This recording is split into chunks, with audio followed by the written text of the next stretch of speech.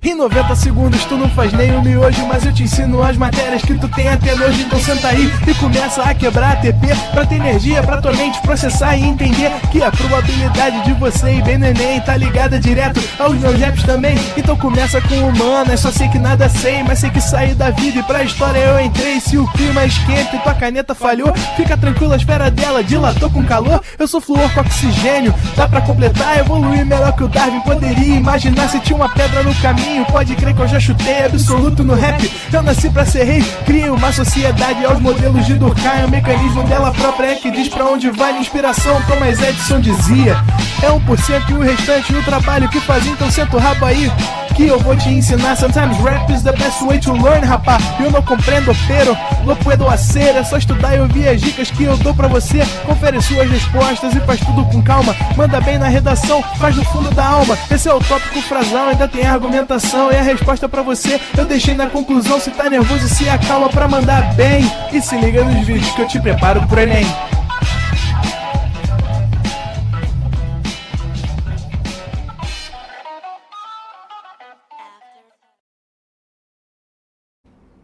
Estamos ao vivo, estamos de volta, Vieira. Fala galera, fala indivíduos, fala alunos pro Enem, sempre um prazer inenarrável estar com vocês, mais uma vez, mais uma noite. Antes de começar minha aula, diretor, eu queria falar aí sobre o simulado, né? Tá rolando um simuladão do ProEnem, um simuladão gratuito do ProEnem. Esse simuladão gratuito do ProEnem é um simuladão que já rolou o primeiro dia, né? Rolou o primeiro dia na última semana e tá aberta as inscrições para você fazer o segundo dia de prova, que é o dia que inclui ali matemática e ciência da natureza. Começou hoje o simulado e você tem a oportunidade de fazer esse simulado até a próxima quarta-feira. Ou seja, quem quiser se inscrever para fazer o simulado conosco, tá aqui o link, simuladão.proenem.com.br. Achei no Magalu, arara de roupas, linda e compacta. Tem no Magalu. A Papelex é a parceira ideal para a sua empresa. Por isso, agora dedicamos um espaço exclusivo para que nada atrapalhe a rotina do seu negócio. Com os menores preços do mercado, oferecemos suprimentos para pequenas, médias e grandes empresas. Confira nossas listas de produtos por segmento e aproveite nossas condições especiais de pagamento. Você também pode abastecer a sua empresa com compras recorrentes, por assinatura ou com preços fixos por contrato. Papelex Empresas. A solução completa para o crescimento do seu negócio. Saiba mais em papelex.com.br ou envie um e-mail para empresas@papelex.com.br.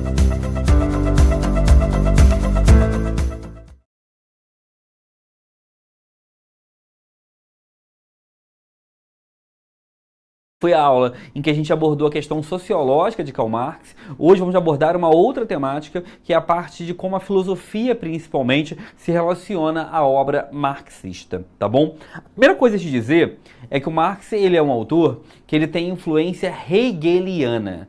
Hegeliana vem de Hegel. Hegel é um grande autor, é um grande alemão, uma figura muito importante, né, do ponto de vista da história da filosofia, do pensamento filosófico. Hegel não é um autor recorrente na prova do Enem, então é um autor que a gente raramente fala, né, quando pensa em questões de vestibular, porque não é um autor cobrado, não é um autor que aparece nas provas, mas existe um conceito do Hegel que eu preciso que você saiba, porque esse conceito vai ajudar você a entender a teoria marxista. Como eu estava te dizendo, o Marx foi um leitor de Hegel, inclusive era até chamado de juventude hegeliana, porque ele era um cara ali que na sua juventude era um admirador da obra desse pensador. A obra de Hegel é uma obra que acredita em uma coisa chamada dialética.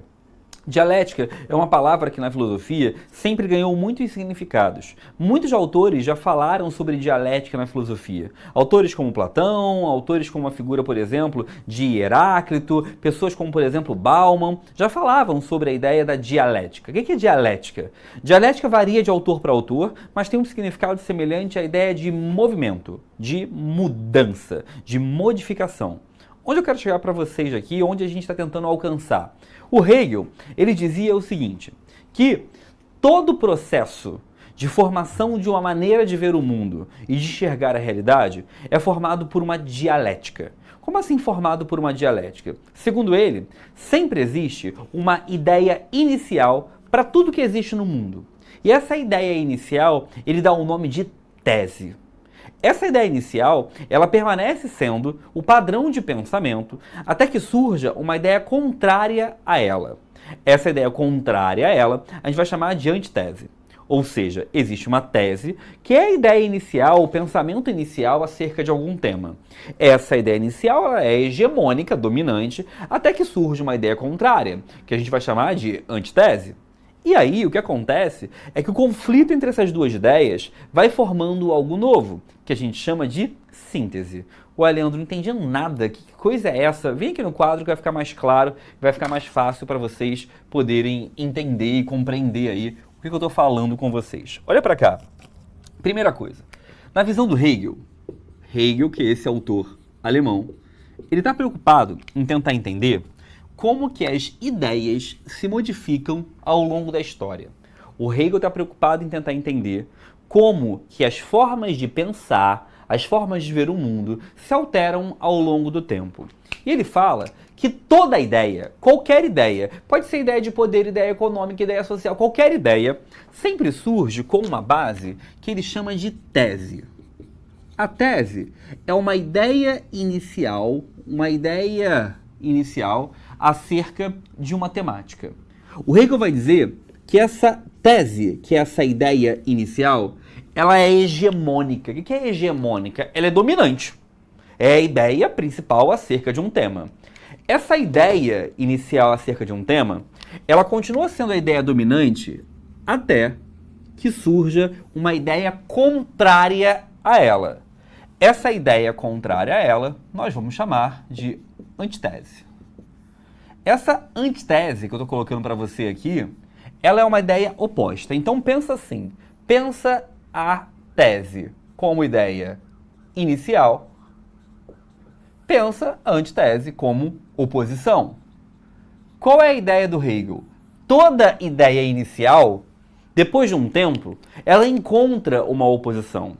Toda ideia inicial, depois de um tempo, ela encontra uma visão oposta. Então, hoje no mundo, um exemplo, tá? Hoje no mundo, a ideia inicial é o capitalismo. Existe no mundo hoje um sistema econômico que é o capitalismo, ele é hegemônico e dominante. Isso é uma tese. Até que um dia vai surgir uma ideia contrária. Novamente, isso é só um exemplo. Essa ideia contrária, essa oposição, seria a antítese, tá? A antitese. O conflito entre essas duas, o conflito entre uma visão e a visão oposta a ela, na visão do Hegel, vai gerar, com o passar do tempo, uma coisa que a gente vai nomear de síntese. A síntese, ela é para Hegel o conflito entre a tese e a antitese. Ou seja, o conflito entre a perspectiva 1 contra a perspectiva 2, que forma uma nova forma de pensar. Então, para ele, ao longo da história humana, sempre existiram duas ideias. Essas ideias entram em conflito e geram uma nova ideia. Leandro, eu não estou entendendo, está confuso para mim. Preste atenção, vou te dar um exemplo. Uma ideia inicial que existiu na Europa durante muito tempo era a ideia, por exemplo, de governos absolutistas. Repara, existiam governos absolutistas na França, na Inglaterra, existiam governos absolutistas em Portugal, na Espanha, governos em que um monarca, um único indivíduo, mandavam por si só. É uma tese, é uma ideia inicial. Essa tese, ela continua hegemônica e dominante enquanto não surgiu uma ideia contrária.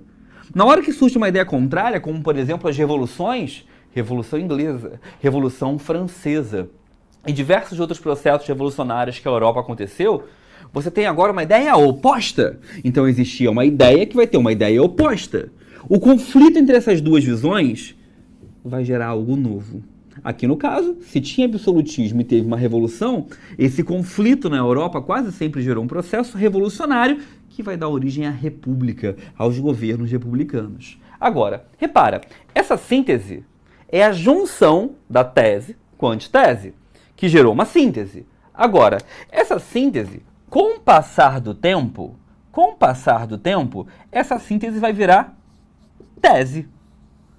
Ué, Leandro, por que vai virar tese? Ué, porque a síntese, com o passar do tempo, vira a ideia hegemônica, vira a ideia dominante.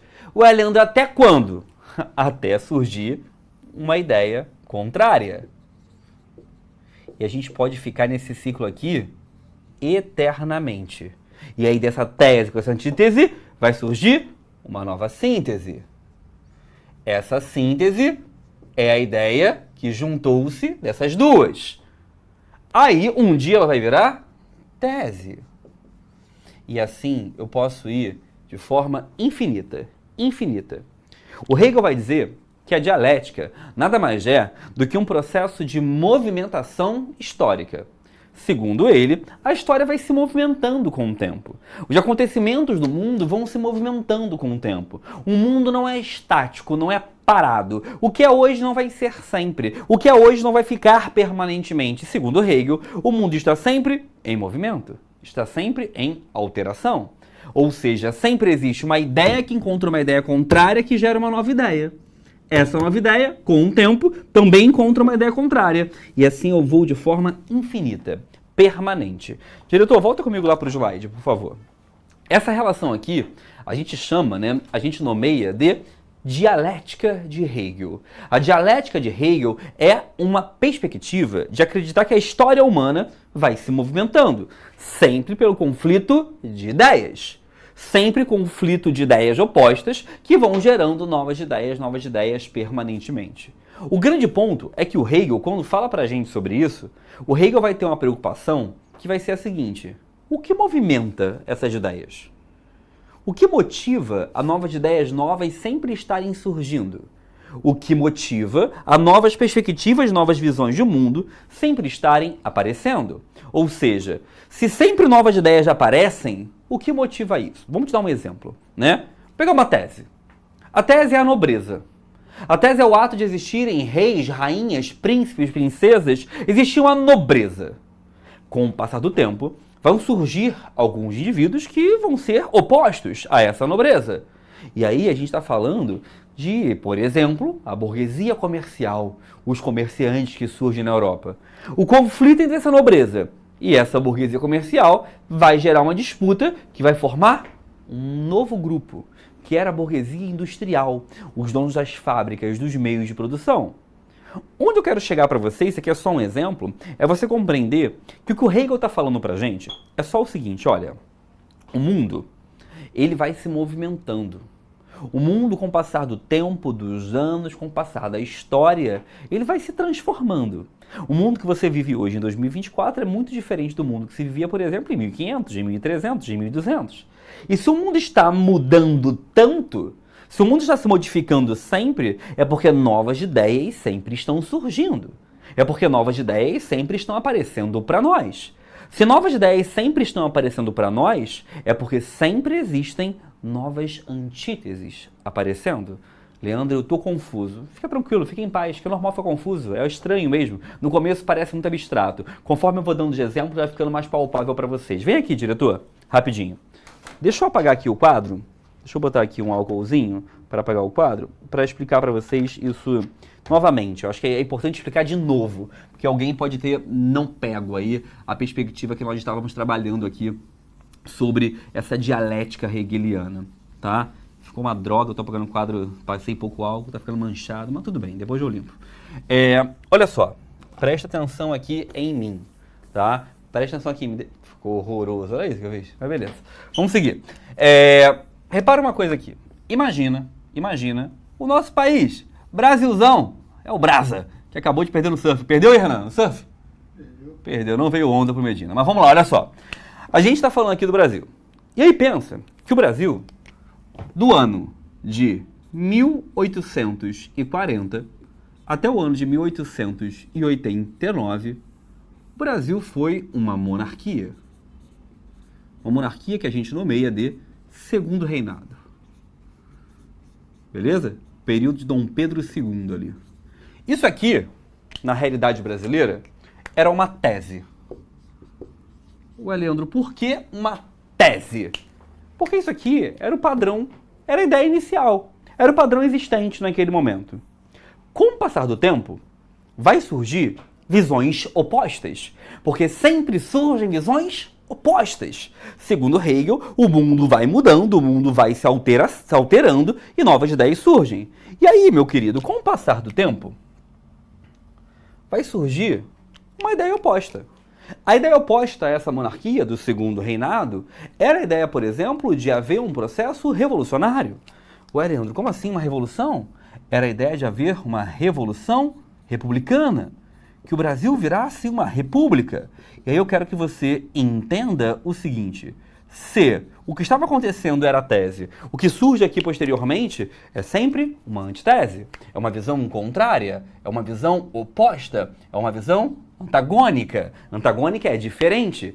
O conflito entre a ideia de monarquia com a ideia de uma revolução republicana criou, meu querido, com o tempo, algo novo. O que foi esse algo novo que surgiu? Surgiu no Brasil um tipo de governo que a gente passou a chamar de república oligárquica. A república oligárquica foi o governo que surgiu no Brasil a partir do conflito entre o que era a monarquia para com a ideia de uma revolução. Essa república oligárquica, nós vamos chamar ela aqui de antítese, de síntese. A síntese é a relação existente do conflito entre esse e esse gerou esse. Só que repara, a república oligárquica, ela vai ser síntese para sempre? Claro que não. A república oligárquica, ela não vai ser síntese para sempre, porque um dia, a república oligárquica, ela vai encontrar uma visão contrária.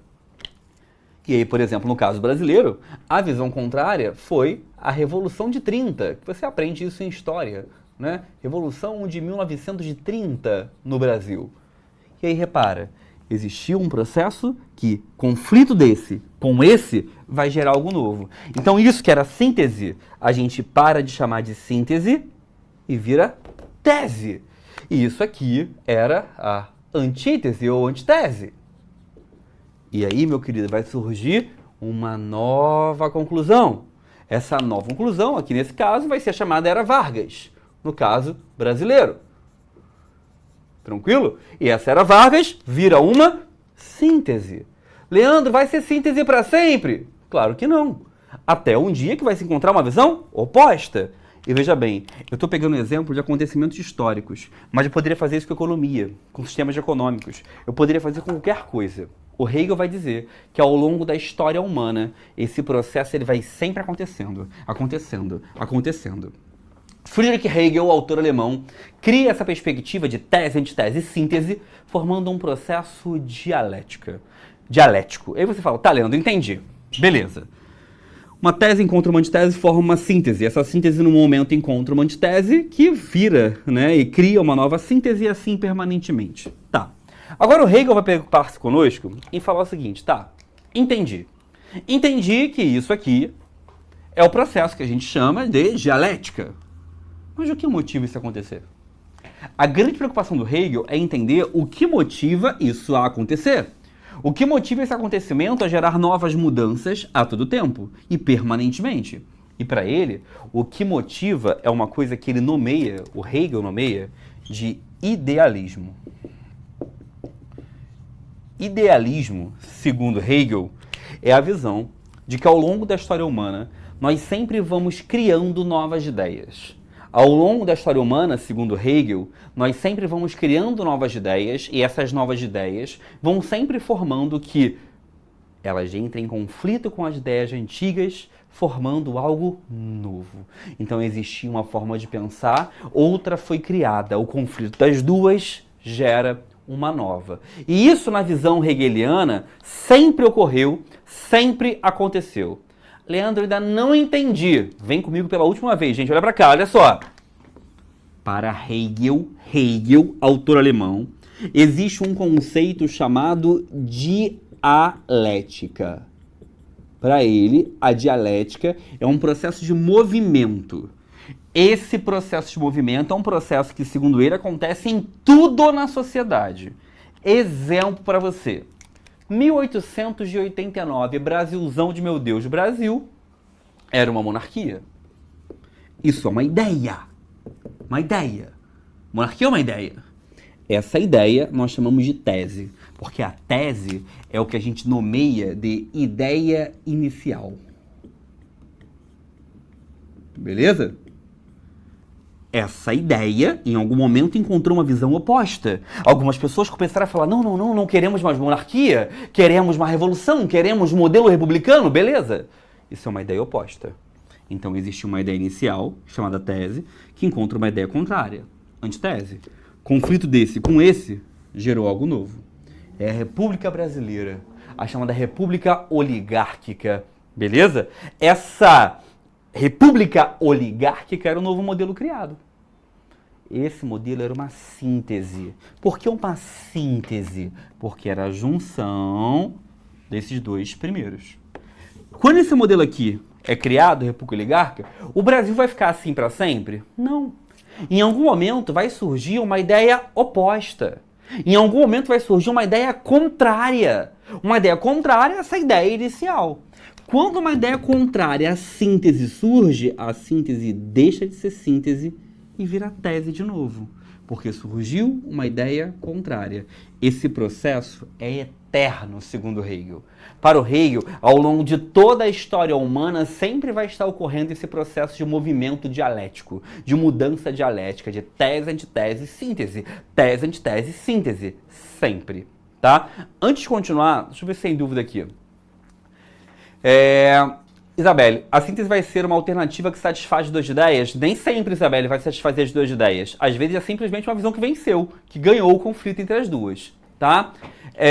Jordana, então no caso tudo vai voltar para a ideia de origem? Não. O processo dialético ele é constante, ele vai mudando, não volta ao que já era. Tá? Lucas, a síntese é o resultado entre esses conflitos, mas de quando a antítese não é capaz de mudar a tese, ela permanece a mesma? Sim, então não teve síntese. Se a antítese não mudou a tese, ela continua sendo dominante. Tá? Wanda, essa tese seria um padrão na sociedade? Tese é só uma ideia inicial, só uma forma de pensar inicial. Pode ser uma forma de pensar política, econômica, é uma tese, é um modelo inicial de pensamento, tá? Beleza, eu já respondi. Tá, eu já respondi. Tranquilo, beleza, vamos lá, vamos seguir aqui uma coisa. O Hegel vai falar que o que movimenta, ou seja, o que faz surgir isso aqui, o que faz surgir depois isso aqui, o que vai surgir depois aqui da Era Vargas, uma ideia contrária também, e vai sempre existir. Para Hegel, o que faz surgir novas ideias é o idealismo. O que é idealismo? É o surgimento de novas ideias. Sabe o que, diretor? Para ele, o ser humano, a mente humana, está sempre num processo de criação de novas ideias. Na visão hegeliana, o processo, segundo ele, sempre gera novas formas de pensar. Com o passar dos anos, segundo Hegel, o espírito humano, a mente humana, vai gerando novas ideias. Essas novas ideias vai gerando um processo de mudança humana, logo de mudança dialética, logo de mudança histórica. Leandro, eu ainda não entendi, Leandro. Desculpa. Eu sei, é chato mesmo, é dificilzinho essa parte. Agora eu vou tentar resumir para você em 1 minuto. Hegel, autor alemão, cria um conceito chamado dialética. Dialética é um conceito que significa movimento, mudança, alteração. Hegel quer entender como que a história humana muda. Por que ao longo da história tudo vai mudando com o tempo? Ele acredita que a história humana muda porque sempre existe conflito entre uma ideia já existente para uma ideia nova que surge. Essa ideia já existente ele chama de tese, a ideia nova que surge ele chama de antitese. O conflito delas gera, né, uma nova ideia, que ele chama de síntese. E esse processo nunca para de acontecer, sempre se gerando novas ideias. Para Hegel, o nome disso é dialética, esse processo de mudança. Hegel vai se preocupar em tentar entender o que motiva essa dialética a acontecer. Hegel vai tentar entender o que motiva esse processo dialético a ocorrer. Hegel vai dizer que, para ele, o que motiva é uma coisa que ele nomeia de idealismo. Idealismo seria um processo em que as ideias humanas sempre ocorrem e sempre geram coisas novas, que a mente humana nunca se paralisa, logo a mente humana sempre cria novas formas de pensar, sempre cria novas possibilidades de ver o mundo. O Karl Marx, vai ler isso. O Karl Marx vai estudar isso. O Karl Marx vai olhar para a visão da dialética de Hegel e falar, genial! Talvez você esteja agora me olhando e me vendo aqui falando, como assim alguém achou isso genial? Vamos combinar? É bem incrível mesmo. A ideia de você pensar que o ser humano tenta analisar a história e começa a tentar organizar como que a história foi se modificando com o passar do tempo, é bem interessante. Se você não gosta, você está errado, eu tô certo. Olha só, e isso daqui pro Hegel, brincadeira, tá, gente? Isso aqui pro Hegel era algo que explicava o movimento da história. Como que a história humana ia se modificando, ia se transformando. O Marx vai ler isso. E aí o Marx vai dizer assim, cara, eu concordo com Hegel. Eu realmente acho que a história está sempre mudando. Eu realmente acho que a história está sempre se alterando. Eu sempre acho que sempre vai existir uma ideia oposta, uma ideia nova. Só que tem uma coisa importante. O Marx vai discordar de uma coisa do Hegel. O Marx não acha que o mundo vai mudando porque novas ideias vão surgindo. Não. O Marx acha que o mundo vai mudando porque novas classes sociais vão surgindo. Então, olha para cá e vem comigo.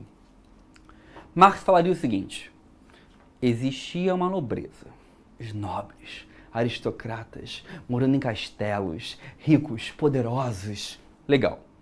Um dia, uma galera que não era rica começou a fazer comércio.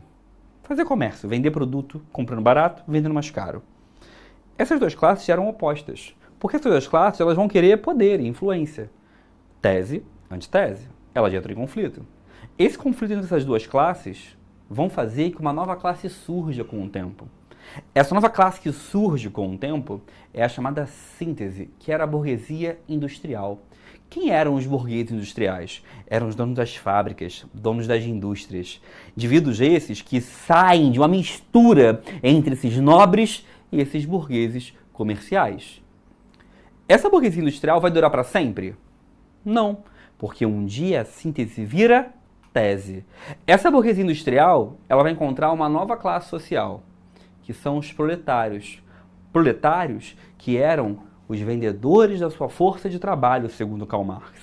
Proletário, que são aqueles que trabalhavam nas fábricas. Na visão do Marx, o conflito entre essas duas classes sociais aqui vai gerar algo novo. Mas aí tem uma diferença do Marx para o Hegel. O Hegel achava que essas mudanças acontecem porque a mente humana vai mudando. E se a mente humana vai mudando, naturalmente existe um idealismo. Guarda isso, idealismo, novas ideias, idealismo. As novas ideias humanas vão mudando, vão surgindo, isso vai mudando o mundo. O Marx acha que, na verdade, o que movimenta o mundo é outra coisa. O Marx acredita que o que movimenta para novas percepções surgirem, para novas classes surgirem, é uma coisa que ele vai nomear de luta de classes. Para ele, toda a sociedade muda porque tem classes sociais disputando, classes sociais em conflito, classes sociais com visões opostas que entram em conflito para gerar uma nova. E aí o Marx faz uma pergunta. Ué, se a história humana vai mudando, segundo ele, pelo conflito entre classes, o que gera esse conflito entre as classes? O que gera o conflito entre, por exemplo, um proletariado e um burguês? O que gerou conflito entre os nobres e os burgueses? O ponto é que o Marx vai dizer que, para ele, o que gerou esses conflitos foi a luta de classes, tá? Mas o que faz as classes lutarem é a propriedade privada.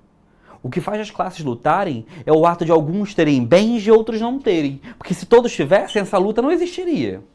E aí o Marx vai dizer que tem que haver um momento em que a gente pare a dialética. Ué, Leandro, como é que a gente para a dialética? Para Karl Marx, a dialética para se eu parar o que motiva ela acontecer. E para ele, o que motiva essa dialética acontecer é o conflito entre classes sociais. Como que eu paro esse conflito? Tirando aquilo que gera o conflito. O que gera o conflito é a propriedade privada. Então, se eu acabar com a propriedade privada, segundo Karl Marx, eu resolvo o conflito histórico que vai gerando que o mundo sempre aconteça. E aí o Marx vai ser um autor que vai defender que do conflito da burguesia com o proletariado, eu tenho que levar a um governo novo. Um governo que para ele seria um governo que ele chama de socialismo. Socialismo, segundo Karl Marx, seria um governo que a gente pode chamar de ditadura do proletariado. Ô, Leandro, ditadura? Calma, respira. Segundo Marx, a gente já vive numa ditadura. Só que hoje nós vivemos uma ditadura da burguesia. Para ele, os burgueses mandam no mundo e ditam o mundo. Para ele, desse conflito entre burgueses e proletariados, teria que surgir um novo modelo. Um novo modelo que ele chama de socialismo. Socialismo que significaria uma ditadura do proletariado. Nessa ditadura do proletariado, ele diz que a grande função e a grande disputa que esse governo teria, esse socialismo teria, seria a tentativa de eliminar as classes sociais. O que é eliminar a classe social? Eliminar as classes sociais é eliminar o que diferencia as classes sociais. É eliminar a propriedade privada, que alguns têm e outros não têm. E o Marx diz que nesse momento nós conseguiremos chegar a uma síntese que seria o comunismo. Ah, Leandro, mas se a gente chegar ao comunismo, o comunismo é uma sociedade que não tem classes. Se não tem classes, não tem mais o que movimente. Se não tem mais o que movimente, acabou a dialética. Exatamente. E aí eu quero que você entenda uma coisa. Para Hegel, a dialética é eterna. Nunca para. Nunca para. O mundo vai sempre mudar. É o autor que inspirou Marx. O mundo sempre vai continuar mudando. Porque sempre vai surgir uma ideia contrária que vai mudar o mundo e vai fazer que a alteração continue ocorrendo. Para Karl Marx, não. O Karl Marx acredita que um dia os conflitos vão levar a uma sociedade sem classes. Essa sociedade sem classes perde o motor que faz ela girar. Perde o motor que faz ela mudar. E se não tem mais um motor estimulando a esse conflito, o mundo não muda mais. Para ele chama o comunismo de o fim da história. Como assim o fim da história? O fim dos movimentos entre as classes. O fim do movimento que sempre gerou a mudança entre as classes sociais. Leandro, eu ainda não entendi, eu estou confuso ainda. Vem para cá, vem para o quadro. Deixa eu apagar aqui, diretor, rapidinho. O mais importante da aula de hoje, tá? De tudo que eu estou falando aqui hoje com vocês, o mais importante é, você entender o que é dialética. Esse é o ponto 1. Ponto número 2, você entender o que é tese, antitese, síntese, né? E como que isso se organiza. Então você tem que entender o que é dialética. Depois que você entendeu dialética, tem que entender o que é tese, antitese e síntese. Depois que você entendeu dialética, entendeu o que é tese, antitese e síntese, você tem que entender da aula de hoje também, é importante que você entenda, a diferença entre o que motiva. Para você poder ser sua melhor versão, Redoxon reforça o sistema imune, prevenindo contra gripes e resfriados. Porque quando você se sente bem, você faz o bem.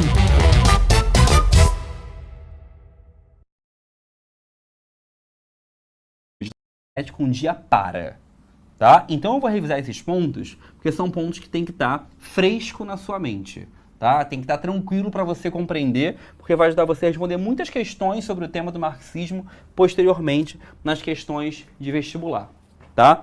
Então, vem comigo, olha para cá. Ponto 1 a você entender. O que significa dialética, tá?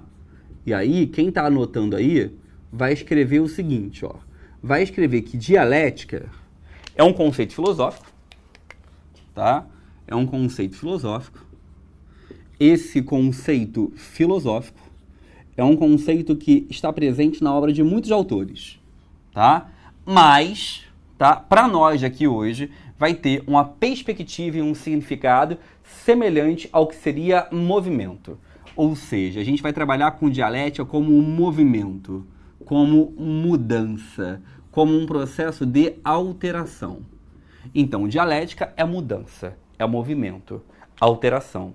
Muitos autores na filosofia falaram sobre dialética, muitos. Hoje, a gente está trabalhando aqui sobre a visão de 2. O primeiro autor que a gente está trabalhando é a visão do Hegel.